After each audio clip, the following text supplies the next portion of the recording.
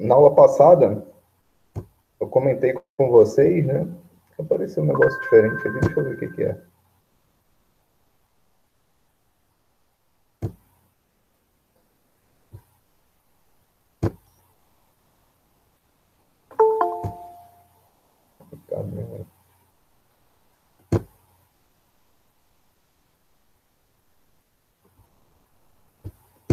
Então, na aula passada, eu estava comentando com vocês, né, que as ondas eletromagnéticas, naquela que a gente começou a ver no final da aula passada, de terça-feira, elas vêm das equações de Maxwell, né? As ondas eletromagnéticas é uma manifestação de um fenômeno eletromagnético, né? Propagação de ondas num campo, né, eletromagnético. E aí, eu trouxe aqui para mostrar para vocês as tais equações de Maxwell. Deixa eu fechar isso.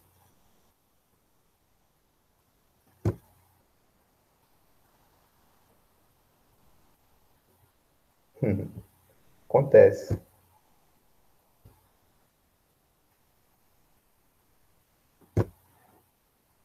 Tá, então, as equações de Maxwell são 4, tá?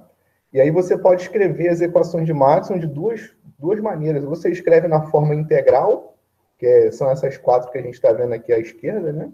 Ou então você pode escrever de forma equivalente, né, as mesmas equações na forma diferencial, tá? Então, essas equações aqui na forma diferencial, né, é uma maneira de escrever as equações de Maxwell, né, um pouco mais, para quem está, por exemplo, no ciclo profissional, né, do curso de Física, a gente já manipula mais as equações de Maxwell nessa forma, na forma diferencial. No curso básico, né, nos primeiros períodos, né, na Física 3, a gente estuda já as equações de Maxwell nessa forma diferencial. Tá? Então, provavelmente, no semestre que vem, vocês vão ver um pouquinho das equações de Maxwell, né, do eletromagnetismo, e aí vocês vão estudar com um pouco de detalhe essas equações aqui. Tá? Então, por exemplo, essa primeira equação, que é chamada Lei de Gauss, né, foi Gauss quem desenvolveu essa equação aqui, né, ela diz que a fonte de cargas elétricas, né, produz campo elétrico. Tá? Então, esse ρ aqui é uma densidade de carga. E aí você tem aqui uma divergência de um campo, né, que é um campo elétrico. Né? Então, essa equação é uma equação que envolve uma matemática um pouco avançada. Né? A gente fala aqui de equações diferenciais, e são equações diferenciais parciais, né, que envolvem derivadas parciais. Porque esses campos aqui, né, o campo elétrico e o campo magnético, são funções de espaço, né, espaço e tempo. Então, você tem 3 variáveis espaciais, que correspondem às dimensões, né, do espaço tridimensional, e você tem uma variável temporal, ou seja, esse campo é uma função de 4 variáveis. Né? E é por isso que a gente usa derivadas parciais para estudar, né, o comportamento desse campo elétrico. Tá? Então, isso aqui é uma equação do tipo diferencial parcial. Vocês devem estar aprendendo no cálculo 2, né, a fazer derivada parcial e tal. Então, dentro desse símbolo aqui, ó, esse triângulo multiplicando o campo E, você tem ali várias derivadas parciais. Tá? Se você abrir, né, escrever isso explicitamente, aí dentro desse símbolo você tem 3 variáveis, 3 derivadas do tipo parcial. É uma para x, uma para y, outra para z. Né? Do mesmo jeito que você tem nessa segunda equação aqui, também 3 derivadas parciais. Né? Uma para x, uma para y, outra para z. Só que aqui a gente está falando do campo magnético. Tá? Então, como a gente está vendo, se a gente comparar essas duas equações, aqui na de cima, a gente vê que tem um termo diferente de zero, né? Que é esse ρ. Esse ρ é densidade de carga, né? Que mostra que existem monopolos elétricos, né? Você pode ter uma carga isolada num espaço e essa carga produzir no entorno dela um campo elétrico que vai para o infinito, né? As linhas de campo tendem a ir para o infinito. Agora, para essa segunda equação aqui, como o termo de fonte, né, que seria o ρ, é igual a zero, então a interpretação física dessa equação aqui é que não existem monopolos magnéticos. Então, toda vez que você tem lá um objeto magnético, por menor que ele seja, ele vai ter sempre um polo norte e um polo sul, né? E aí as linhas de campo, elas saem do norte e entram no sul. Tá? Então, para o magnetismo, você não consegue ter cargas pontuais, né? Isoladas no espaço. Você tem sempre duas agarradas uma na outra. E aí os campos produzidos por essas duas cargas, né? Vamos chamar assim, são os polos, né? Esses campos, eles são fechados, né? Eles saem daquele objeto e retornam para o mesmo objeto, tá? Essas outras duas equações aqui, essa é a equação de Faraday, é a lei de Faraday, né? Que diz de que maneira que com um campo magnético você pode produzir campo elétrico. Tá? Então, se você tem um campo magnético que varia no tempo, de acordo com essa derivada aqui, né? Então, se essa derivada é diferente de zero, ou seja, se o campo magnético varia no tempo, né? Esse campo magnético vai induzir, vai gerar campos elétricos no espaço, né? E aí, essa última equação aqui, que é chamada equação de Ampère, né? Ela mostra para a gente que se você tem uma certa corrente elétrica, essa corrente produz no entorno dela um campo magnético, tá? Então, se você olhar para essa equação até esse J, esquecer o segundo termo, isso é chamada lei de Ampère. Então, foi Ampère que desenvolveu isso aqui lá no século XIX, né? Essas quatro equações, todas elas foram desenvolvidas aí ao longo do século XIX, 1800 e pouco. Então, o eletromagnetismo se desenvolveu nessa época, tá? Então, essa equação, até esse J, né, é chamada equação de Ampère. Aí, se você coloca esse termo a mais, aí a equação vira a equação de Ampère-Maxwell, porque esse segundo termo aqui, quem contribuiu com ele foi o Maxwell, tá? E aí essa contribuição aqui, ela tem tanta relevância, né, na história aí do eletromagnetismo, que o conjunto das quatro equações passaram a ser chamadas equações de Maxwell. Apesar de nenhuma delas ter sido feita por Maxwell, né, especificamente por ele, né, essa aqui é de Gauss, essa aqui é de Faraday, essa aqui é de Ampère, né? Apesar de nenhuma delas ter sido feita por Maxwell, esse termo que ele colocou aqui para corrigir a equação de Ampère é tão relevante, tem tanta significância, tem tanto peso, que aí esse conjunto das quatro equações passaram a ser chamadas de equações de Maxwell, né? Qual que é a relevância que esse termo aqui traz, né, para o conceito, né, para o desenvolvimento do estudo do eletromagnetismo? É através desse termo aqui, que Maxwell colocou nas equações, é que foi possível, colocou nessa quarta equação, né, é que foi possível, a partir daí, ele inferir a existência de ondas eletromagnéticas, né? Antes desse termo aqui ter sido incluído na equação de Ampère, não se sabia da existência de ondas eletromagnéticas. Então, estudando o eletromagnetismo, o Maxwell percebeu que essa equação aqui, até o J, ela estava incompleta, né? Ela estava inconsistente. Tinha alguns conceitos aí da eletricidade, do magnetismo, que estavam meio, assim, mal contados, né? Estavam faltando alguma coisinha. E aí ele percebeu que a coisinha que estava faltando é esse termo aqui, tá? Por exemplo, se você observar essa equação, né, desconsiderando esse termo de Maxwell aqui, essa equação ela não está de acordo com a lei de conservação da carga elétrica, que é uma lei que é fundamental aí, né? A gente aceita e ela tem que funcionar, tá? Então, o que o Maxwell fez lá, mais ou menos na metade para o final do século XIX, ele, estudando o eletromagnetismo, ele percebeu que essa equação ela estava inconsistente. Com isso, ele incluiu o termo de correção e, a partir da observação dessas quatro equações, incluindo aí o termo de correção, ele se deu conta de que seria possível, né, produzir e detectar ondas do tipo eletromagnético. Então, a partir daí que começou a surgir essa ideia de onda eletromagnética. Deixa eu aceitar quem está chamando.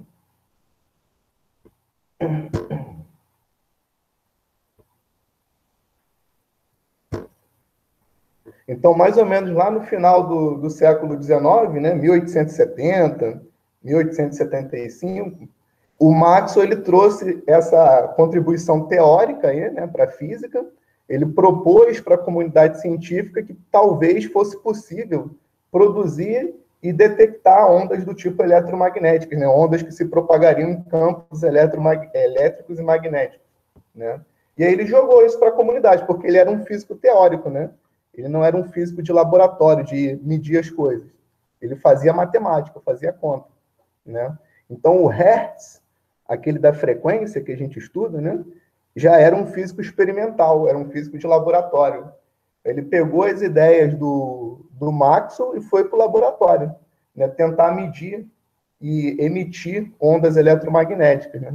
Então, ele pegou lá a parafernália experimental dele, né, e conseguiu. Ele mostrou que aquela teoria proposta por Maxwell, aquilo de fato fazia sentido, né? Aquilo ali estava coerente com a experimentação, com a fenomenologia, né? Então, nessa de produzir e receber ondas eletromagnéticas, que o Hertz fez, ele ainda tropeçou numa questão que era o efeito fotoelétrico, né? Aí já é um assunto já da física moderna. Então, o efeito fotoelétrico era um efeito que já era conhecido naquela época, né? Você pega lá um feixe de luz e faz incidir numa superfície metálica, você consegue produzir corrente elétrica, né? Então, esse fenômeno já era conhecido, mas o que aconteceu na experiência de Hertz? Ele percebeu coisas nesse experimento que a física clássica não era capaz de explicar, tá? Então, ao mesmo tempo que ele estava ali fechando uma ideia que estava começando a nascer, né? Que é essa questão das ondas eletromagnéticas, se elas existiam ou não, ele mostrou que sim. Ao mesmo tempo que ele resolveu esse problema, ele trouxe um problema novo, que é essa questão aí do efeito fotoelétrico, uma série de propriedades que a física clássica não conseguia responder, né? Isso aí só foi respondido lá no início do século XX. Inclusive, o efeito fotoelétrico, quem trouxe a teoria, né, que explicava o efeito fotoelétrico foi o Einstein, né? Mas isso é um assunto da física moderna, né? A gente não vai entrar nessa discussão, tá? Essa história é muito legal, né? Foi o efeito fotoelétrico que deu o Nobel para o Einstein. Exatamente. Muita gente acha que o Einstein ganhou o prêmio Nobel pela teoria da relatividade, né? Porque é mais famosa. Mas não foi. Ele ganhou o prêmio Nobel em 22 ou 21 pelo efeito fotoelétrico. Na verdade, ele fez 3 trabalhos em 1905, né? Que foram muito importantes, assim, que foram o divisor de águas na vida dele, né? Ele não era famoso, passou a ser depois desses 3 trabalhos, né? Que é a teoria da relatividade, o efeito fotoelétrico e o trabalho sobre movimento browniano, né? Que mostra lá o comportamento microscópico das coisas, né? Que corrobora para a ideia atomística, né? Para a visão atomística da matéria, que até então não era bem aceito naquela época, assim, ainda estava em discussão, né? Então, o ano de 1905 foi um ano que mudou a vida dele assim drasticamente, né? Mas aí, voltando para a história do eletromagnetismo, então, resumidamente, foi assim que tudo começou, tá? O Maxwell ele trouxe a ideia, né? Teoricamente, o Hertz foi lá e mostrou que aquilo tudo que ele trouxe de ideia estava certo, né? E com isso surgiu o eletromagnetismo. Então, as ondas eletromagnéticas começaram a ser emitidas, né, produzidas e detectadas aí, né? E isso aí contribuiu muito para a tecnologia, né? E uma coisa interessante naquela época é o seguinte: a luz, né, já era estudado, né, a ótica, né, já era um assunto já frequente, né, na academia, né, na física, e já se conhecia, por exemplo, que a luz era uma onda, né? Mas com o surgimento aí das ondas eletromagnéticas e com o fato de que essas ondas eletromagnéticas se propagavam com a velocidade exatamente igual à velocidade da luz, né, começou aquela discussão, né? Será que a luz é uma onda do tipo eletromagnética? Né? E aí, com o tempo, percebeu que sim. A luz, que já era entendido como uma onda, virou, né, uma onda eletromagnética, passou a ser compreendido como uma onda eletromagnética. A velocidade de propagação da luz tem a ver com essas duas constantes aqui, ó. o ε0 e o μ0. Na verdade, essa multiplicação dessas duas constantes é 1 sobre a velocidade da luz ao quadrado. Tá? Então, o Maxwell percebeu que essas ondas eletromagnéticas se propagavam com a velocidade da luz, né? Então, ele virou e falou, será que a luz é uma onda do tipo eletromagnética? E aí, com o tempo, perceberam que sim. Né? E com isso, fez-se a unificação de duas áreas da física, né? Que é o eletromagnetismo e a ótica, que até então eram coisas distintas, né? Então, com essa contribuição de Maxwell aí, foi possível perceber que, no fundo, a ótica ela está dentro do eletromagnetismo. Né? O estudo dos fenômenos de propagação da luz nada mais é do que o estudo do fenômeno de propagação de ondas eletromagnéticas. Né? Então, a ótica virou uma sub-área do eletromagnetismo. Tá? Por que eu estou falando tudo isso? Vou fechar aqui.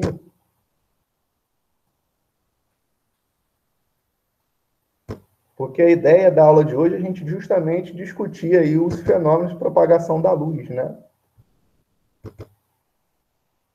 Na aula passada a gente viu, né, um pouquinho a cara de uma onda eletromagnética.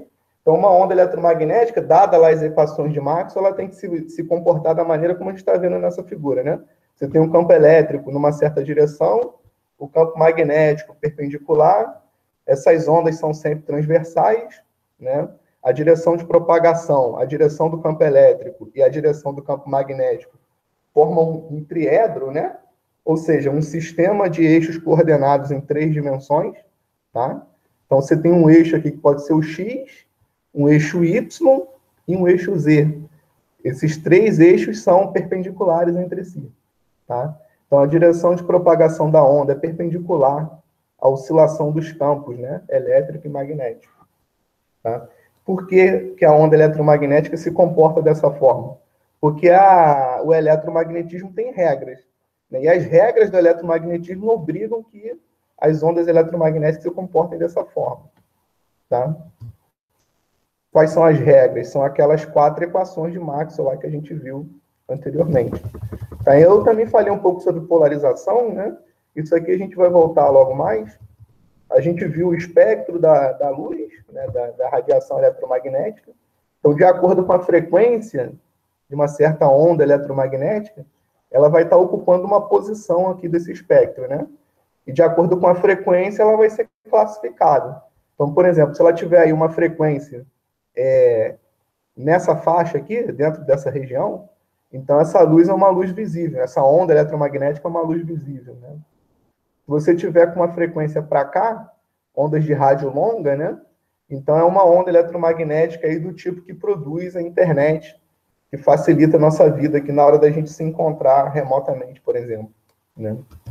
Então, tudo isso a gente discutiu na aula passada, e aí ficou faltando para a aula de hoje, né? E a gente não vai terminar esse assunto na aula de hoje, porque tem bastante coisa, mas para a aula de hoje ficou faltando a gente ver aí os fenômenos de propagação, né?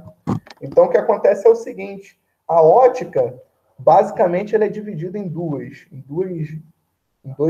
sub-áreas, né? Você tem a ótica geométrica e você tem a ótica ondulatória, tá? Então, na ótica geométrica, a gente estuda fenômenos de propagação da luz, onde o caráter ondulatório da luz, né, da onda eletromagnética, não é necessário para a gente entender o fenômeno, tá? Por exemplo, os fenômenos de reflexão e refração da luz já eram conhecidos muito antes, né, de se saber que a luz era uma onda, tá?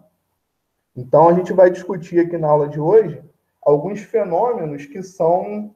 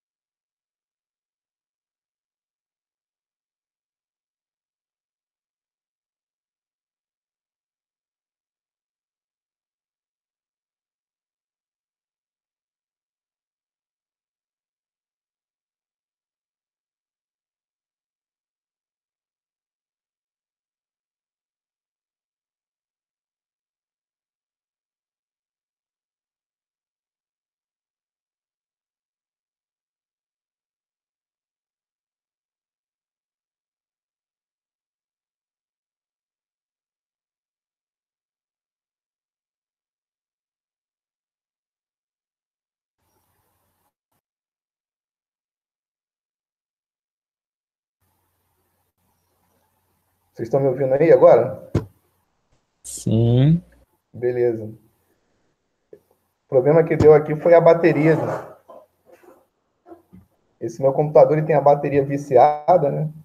Aí fica pouco tempo fora da tomada. Eu acabei esquecendo de botar para carregar, que às vezes eu tiro e coloco, né? Porque ele fica o dia todo ligado. E aí não é bom deixar o tempo todo ligado na tomada. Aí eu fico tirando e colocando, agora eu esqueci de colocar e acabou, a bateria caiu.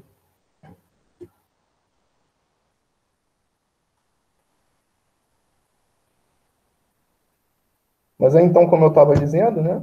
Inclusive, eu estava falando tão bem da internet, né? Que a internet ajuda a gente a se comunicar, e aí me acontece uma dessa. Mas a culpa não foi da internet, não, foi da bateria. Tá? Então, como eu estava falando aí, né? A gente vai estudar os fenômenos de propagação da luz, né? A ótica, a gente estuda, na ótica, a gente estuda os fenômenos de propagação da luz. Então, você tem a ótica geométrica e tem a ótica ondulatória, tá? Todos os fenômenos da ótica geométrica, eles são passíveis, né? De serem entendidos através da ótica ondulatória, da ótica que a gente chama de ondulatória ou ótica física, né?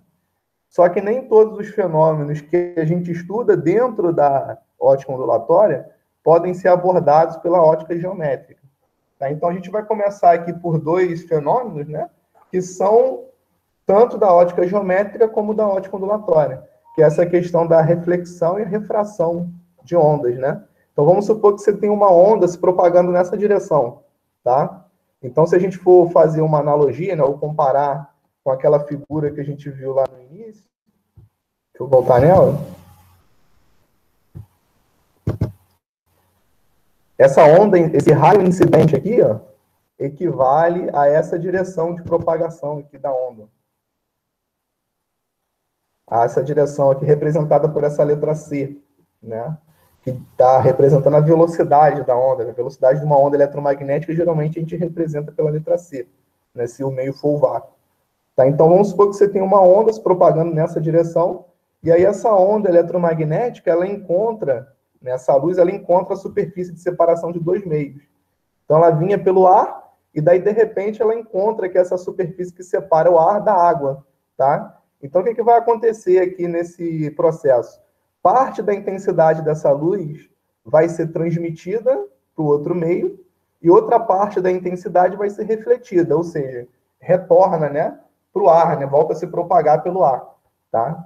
Então, se essa onda ela for inserida, né, ela for transmitida para essa superfície aqui de separação de forma oblíqua, né, formando um certo ângulo, que aqui a gente está representando pela letra alfa, em relação a essa reta perpendicular, a superfície de separação dos dois meios, então o que vai acontecer é que a onda refletida, a porção refletida vai formar um ângulo beta em relação a essa reta normal, e esses dois ângulos eles são iguais, tá? Essa é a primeira lei que a gente tem aí nessa discussão, né, de propagação das ondas eletromagnéticas. A onda refletida, ela reflete formando um ângulo com a reta normal, que é essa reta vertical aqui, que é igual ao ângulo que a onda incidente tem com essa reta normal, tá? Mas e a porção refratada, né? A porção que entra no outro meio. O que acontece?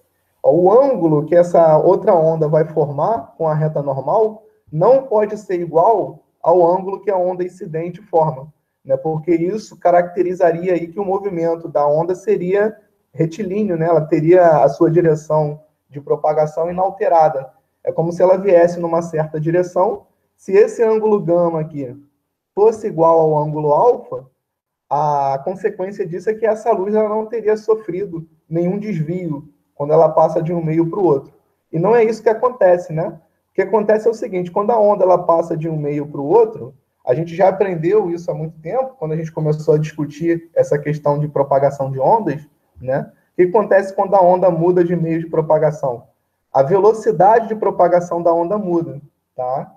Então, como consequência dessa alteração no valor da velocidade, né, de propagação da onda, ela sofre um desvio, tá? Então, essa onda que a gente está vendo aqui se propagar dentro da água, ela vai formar um ângulo gama com essa reta normal, que é menor do que o ângulo alfa, porque dentro da água, essa luz ela se propaga com uma velocidade menor do que fora, do que no ar, tá? Então, a velocidade de propagação da luz interfere aí na direção de propagação, tá? Então, aqui em cima, vamos olhar para o raio incidente e para o raio refratado, né? O raio que entra nessa superfície de separação e para o raio que sai, né, penetrando dentro d'água ali em relação a essa superfície aqui, tá? O que acontece é que, como aqui dentro a velocidade de propagação da luz é um pouquinho menor, tá? Ela tende a se aproximar dessa reta normal, tá? Quanto mais perto da reta normal, menor é a velocidade de propagação. Se o movimento da luz fosse o oposto, né? Se ela estivesse sendo produzida dentro d'água e estivesse saindo para o ar, aí o que ia acontecer é que, ao invés de se aproximar da reta normal, essa onda ela iria se afastar. Tá? Imagina a onda vindo no sentido oposto aqui. Ela teria um ângulo de incidência gama, teria um ângulo de refração alfa, e aí com isso a gente ia perceber, né, ia concluir que o ângulo de incidência é menor do que o ângulo de refração. Tá? Então, se eu estou num certo meio de propagação, né, e essa onda está incidindo obliquamente em relação à reta normal, quanto maior for a velocidade de propagação naquele meio, maior é o ângulo em relação a essa reta normal. Tá? Como aqui a gente vai estar falando de velocidade da luz, que é um valor meio alto, né? É interessante a gente definir essa quantidade aqui, que é chamado índice de refração. Tá? Então, o que é o índice de refração? Espero que vocês estejam vendo aí. Esse número N. Tá? O índice de refração é a razão entre a velocidade da luz no vácuo, que é esse C, e a velocidade da luz naquele meio. Tá? Então, vamos supor, vamos olhar para esse exemplo aqui, onde eu tenho ar e água. Em qual dos dois o índice de refração é representado por um número maior? No ar ou na água? Ó, a definição de índice de refração é: pegue a velocidade da luz no vácuo, que é onde a luz se propaga com o maior valor possível, né? Perto lá de 300 mil quilômetros por segundo, e divida esse valor pela velocidade da luz naquele meio. Tá?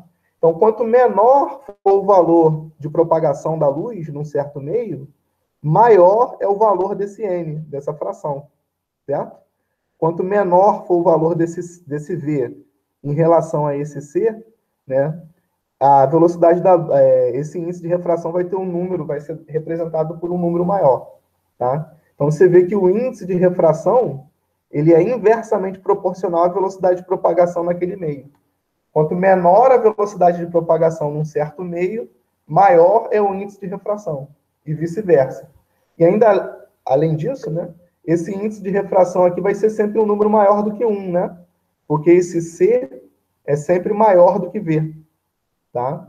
Então, se eu pego um número e divido por um número menor, essa razão vai dar sempre maior do que 1. Mas tem também alguns estudos com superlentes que falam sobre refração negativa. Sim, existe. Realmente, você tem razão. Isso é um assunto bem específico, na verdade, né? Só que para você produzir um fenômeno de refração negativo, né? O que você tem que fazer é controlar isso muito, muito, muito bem, assim, no laboratório. Não é uma coisa que está acontecendo por aí a troco de nada, né? Na natureza, a gente não vai encontrar coisas desse tipo acontecendo, não. Tá? Onde a velocidade é negativa, significa que inverte o sentido de propagação da onda, né? No caso, se você considerar teoricamente só o ar como meio de propagação, o valor seria teoricamente 1. Então, o ar, né? Como a velocidade da luz no ar é quase igual à velocidade da luz no vácuo, né? Essa razão ela é tão perto de 1 que, para efeitos práticos de conta, a gente vai sempre usar o valor 1 para o índice de refração do ar, tá? É como se a luz estivesse se propagando no próprio vácuo, tá bom? Então, para o ar, o valor do N a gente assume que é 1.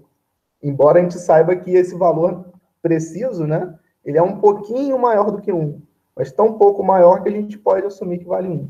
Mas, por exemplo, no vidro ou na água, né? Esse número aqui já não é tão perto de 1 assim. Tá? Para a água, por exemplo, é 1,33, mais ou menos. O vidro é 1,4, 1,5, dependendo do vidro. Tá bom? Então, é sempre um número maior do que 1, e quanto maior o valor do n, significa que é menor a velocidade de propagação da luz naquele meio. Tá? Então, o índice de refração da água é maior do que o índice de refração no ar, né? Porque aqui dentro d'água, a luz se propaga com uma velocidade menor, que é o que a gente observa nessa figura, né?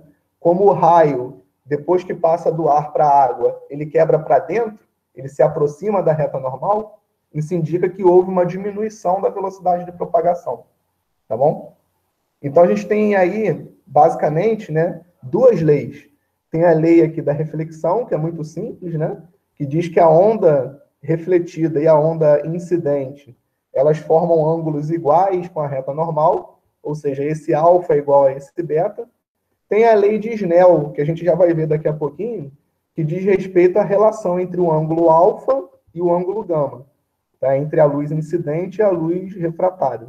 E além dessas duas leis, tem também uma lei mais conceitual, né, que não tem matemática, que é aquela que diz que o raio incidente, o raio refletido e o raio refratado, eles estão sempre contidos no mesmo plano, tá? O que isso quer dizer? Vamos supor que a luz incidente seja tangente à tela aí que você está assistindo a aula, do celular ou do computador, tá? Significa que todos os outros dois raios também vão ser tangentes. Eles não vão estar podendo sair da tela do computador assim em diagonal, tá? Se o raio incidente está deitado na tela do computador, o raio refletido e o raio refratado também devem estar deitados na tela do computador.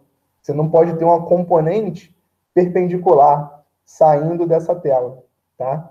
Essa lei também vem como consequência lá das regras do eletromagnetismo, das equações de Maxwell, tá bom?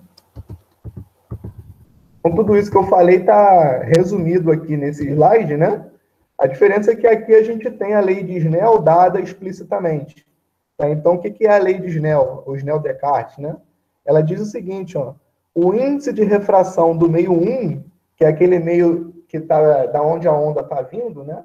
Vezes o seno do ângulo de incidência, que é esse ângulo aqui, é igual ao índice de refração do meio 2, que é aquele meio para onde a onda vai, né, depois de passar pela superfície, vezes o seno do ângulo de refração, que é esse ângulo gama que está aqui. Tá? Essa é a lei de Snell-Descartes, que, como tudo aqui, né, vem como consequência das equações de Maxwell, tá bom? Então, essa é a lei de Snell-Descartes. Ó, N1 vezes o seno do ângulo de incidência é N2 vezes o seno do ângulo de refração. Ok? A gente fala refração, né, porque a gente já entendeu que quando tem a passagem de um meio para o outro, de qualquer onda, né, a gente chama esse fenômeno de refração.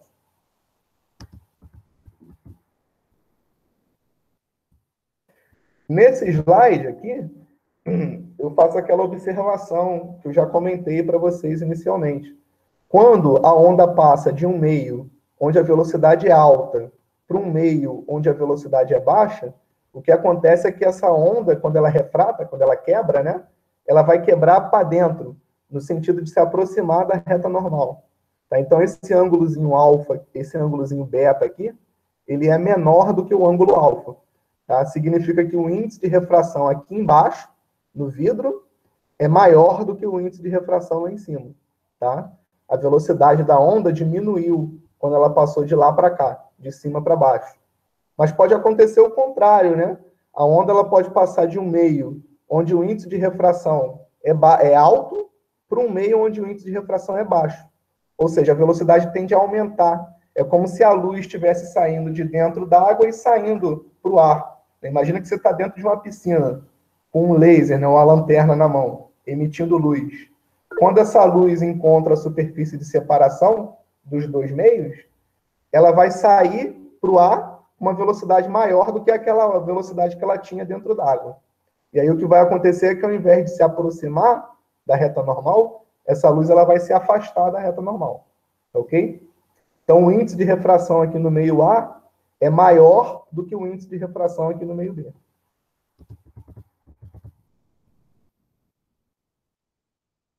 É? Então, é o que está sendo resumido aqui nesse exemplo, nesse slide. Tá? A velocidade no ar é maior do que a velocidade no vidro. Consequentemente, o índice de refração do ar é menor do que o índice de refração do vidro.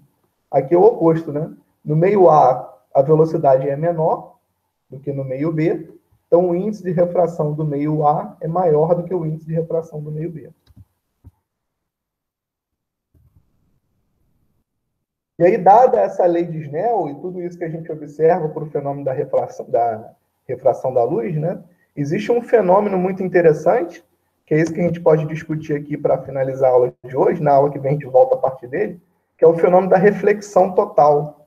Tá? Então, quando eu tenho uma luz que está fazendo uma refração do tipo dessa, partindo de um meio onde a velocidade é baixa para um meio onde a velocidade é mais alta, vai acontecer um fenômeno interessante, que é o fenômeno da reflexão total. Tá? Então, é o seguinte, vamos analisar essa figura aqui. Será que tem alguém querendo entrar? Porque eu ouvi um barulho. Só um minutinho.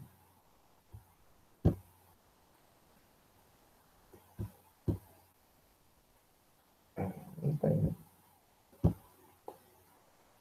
Tá, então, vamos analisar essa figura aqui bem detalhadamente. Tá? Inicialmente, a gente tem um raio de luz que está saindo de dentro da piscina, de dentro da água, tá? E está indo para o ar, ó, de baixo para cima, em linha reta. Tá? Se é em linha reta, aquela lei de Snell lá e tudo aquilo que a gente analisou, né, para o movimento da luz, não tem muito sentido. Né? Só é interessante a gente entender o fenômeno da refração e discutir o fenômeno da refração quando a luz incide formando um certo ângulo com essa reta normal, né, com essa reta vertical, que é o que já acontece aqui na segunda parte dessa figura, tá vendo? A luz, acho que eu vou até aumentar um pouco, de repente fica melhor para vocês visualizarem.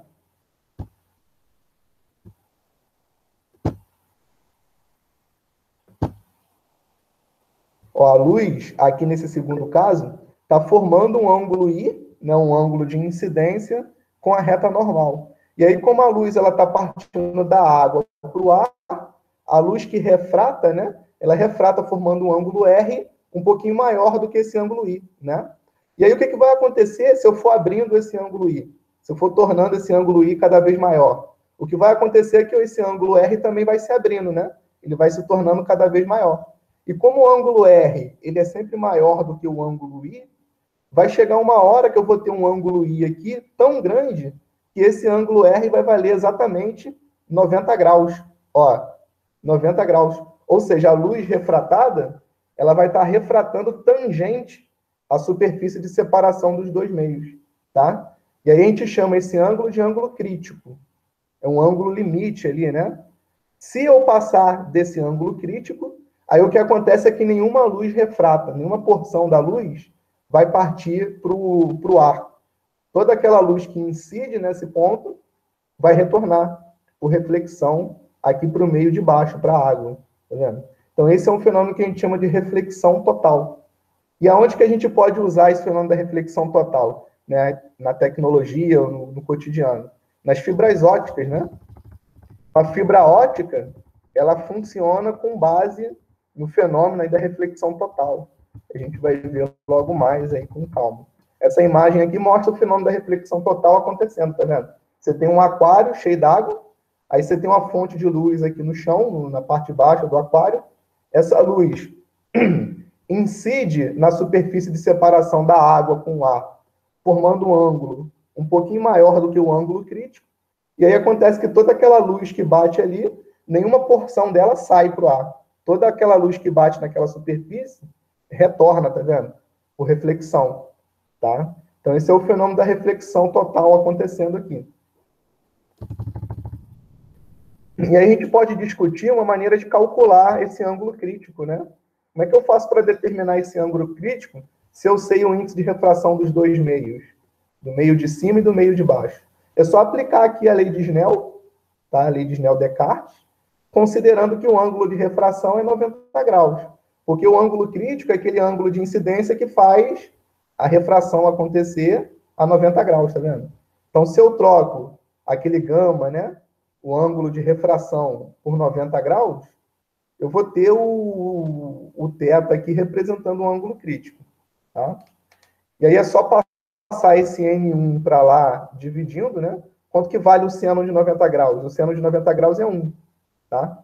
Então, o seno do ângulo crítico é N2 sobre N1. N2 sobre N1, tá? Se você tiver na dúvida qual dos dois N's tem que ser maior, se é o 2 ou o 1, né? A partir dessa expressão aqui, você sabe que tem que ser o 2 menor do que o 1, né?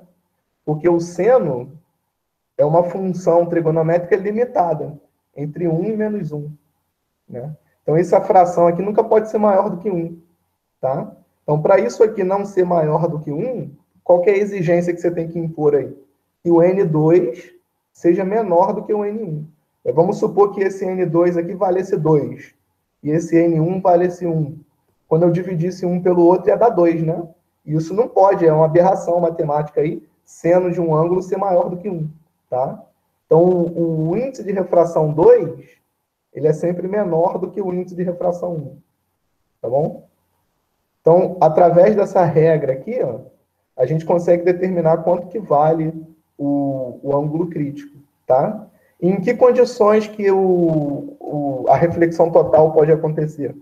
Qual que é a condição básica, né, para a gente poder ter uma reflexão total acontecendo? A luz, ela tem que estar num meio onde a velocidade é baixa, tentando passar por um meio onde a velocidade é alta, tá? Ou seja, eu tenho que estar num meio onde o índice de refração é alto, com a luz tentando passar por um meio onde o índice de refração é baixo, tá bom? Se você estiver fazendo o fenômeno de propagação da luz no sentido contrário, né, do ar para a água, você nunca vai observar o fenômeno de reflexão total, tá? Porque a luz ela vai estar sempre quebrando para dentro, né, para perto da reta normal, tá? Agora, para a reflexão total acontecer, a luz ela tem que quebrar para fora, no sentido de se afastar da reta normal, tá bom? Então, esse fenômeno de reflexão total ele é interessante pela aplicabilidade dele, né? Então, aqui nessa imagem, a gente tem aí, basicamente, o princípio de funcionamento de uma fibra ótica. A fibra ótica ela é composta de 3 etapas, de três materiais, né? Você tem um núcleo, aí você tem uma certa envoltória aqui, né? Que aqui nessa figura está sendo chamada de casca, e aí você tem um revestimento por fora dessa casca. Tá? Então, a luz, ela entra por esse núcleo, né? A informação eletromagnética entra por esse núcleo, e aí ela vai sofrendo reflexão total, né? Na interface de separação do núcleo com a casca. Tá? Então, significa que o núcleo ele tem que ser feito de um material que tem um índice de refração, o quê? Menor ou maior do que o da casca? Vamos pensar aqui.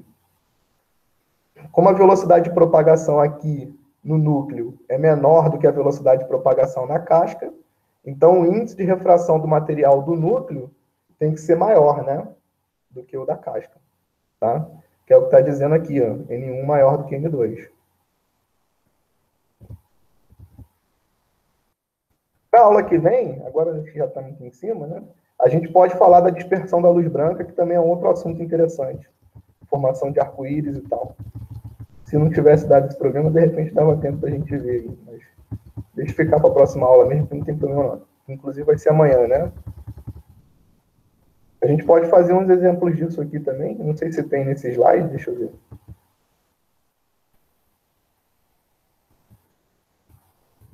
Não, aqui já é outra coisa.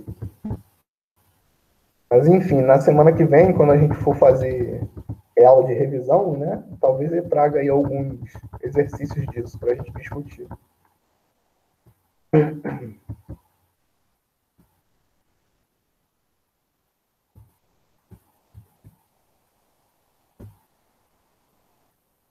Tá, então, resumindo aí, né, para vocês ficarem por dentro, a ótica, basicamente, ela tem dois braços, né?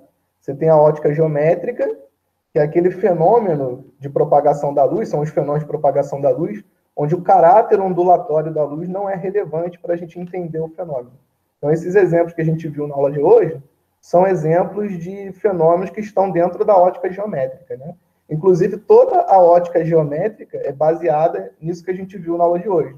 Por exemplo, a formação de imagens em espelhos, né? Espelho esférico, espelho plano, a formação de imagem lá através de lentes, tudo se dá através desses fenômenos de reflexão e refração que a gente viu na aula de hoje, tá? E aí, em contrapartida, né, a gente tem a ótica ondulatória, que é também conhecida como ótica física, que é aquela ótica que lida com o caráter ondulatório da luz. Tá? Então, por exemplo, o fenômeno de polarização é um fenômeno discutido dentro do contexto da ótica ondulatória. O fenômeno de difração, interferência, tudo isso é dentro da ótica ondulatória. Por geometria, né, ou por ótica geométrica, a gente não consegue entender esses fenômenos aí. Tá? Inclusive, na aula que vem, a gente discute a questão da polêmica que tinha, né, entre a visão corpuscular e a visão ondulatória da ótica, da luz, lá na época de Newton.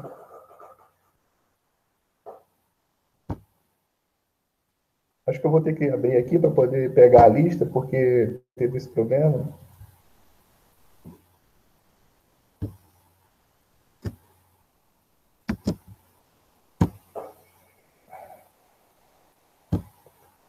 Certo?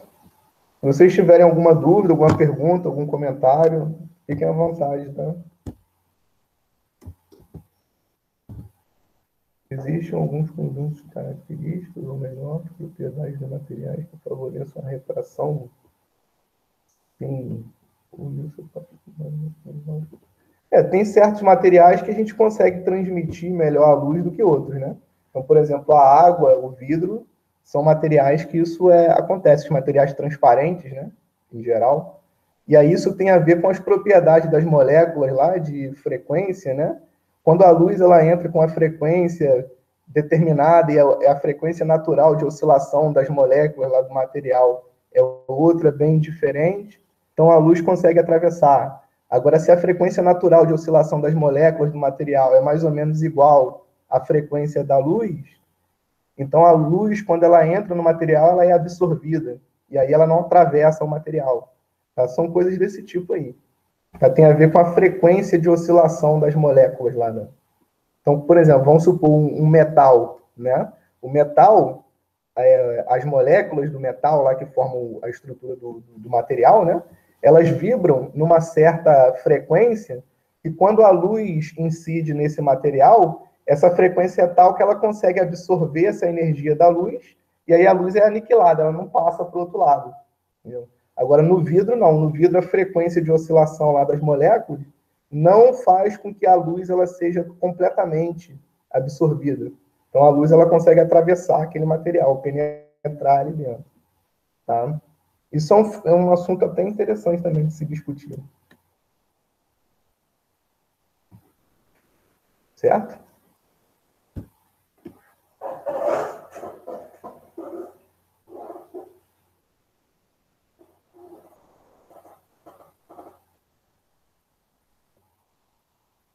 Fiquem à vontade aí, tá, gente? O que vocês quiserem perguntar, estou aqui à disposição para tentar responder. Buraco negro, aí já é outra história, né? Já é relatividade geral, né? Então é um assunto bem complicado. Boa janta aí.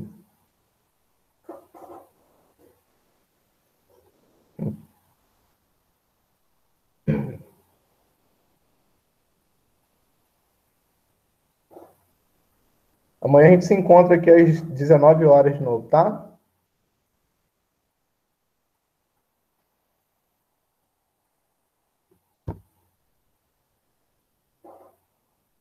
Boa noite.